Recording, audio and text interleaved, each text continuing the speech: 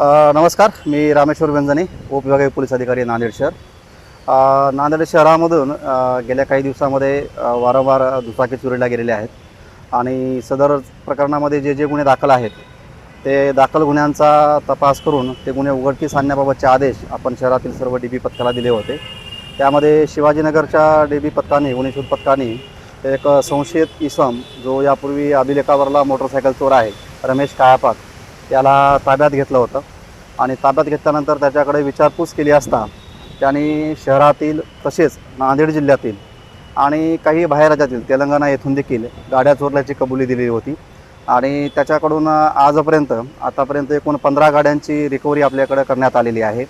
या 15पैकी एकूण 13 ज्या गाड्या आहेत ह्या आपल्या नांदेड शहरातील त्याचप्रमाणे नांदेड जिल्ह्यातील आहेत आणि ज्या उर्वरित 2 गाड्या आहेत, 2 मोटरसायकल आहेत, त्या तेलंगणा राज्यातील असल्याचे प्राथमिकदृष्ट्या दिसून येत आहे.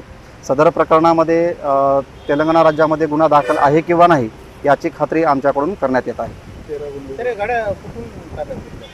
या ज्या गाड्या आहेत ह्या प्रामुख्याने किनवट तालुक्यातून ताब्यात घेतलेल्या आहेत, वेगवेगळ्या गावांमधून.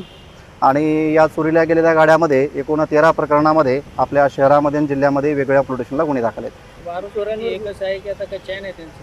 नाही, हा जो आहे हा अभिलेखावरला आरोपी आहे. हा नेहमी एकटाच शहरामध्ये येतो, एक मोटरसायकल चोरतो आणि ग्रामीण भागामध्ये नेऊन विकतो, अशी याची मूडच आहे. यामध्ये आत्तापर्यंत तरी कुठली एखादी गँग आहे असं निष्पन्न झालेलं नाही आहे. थँक्यू.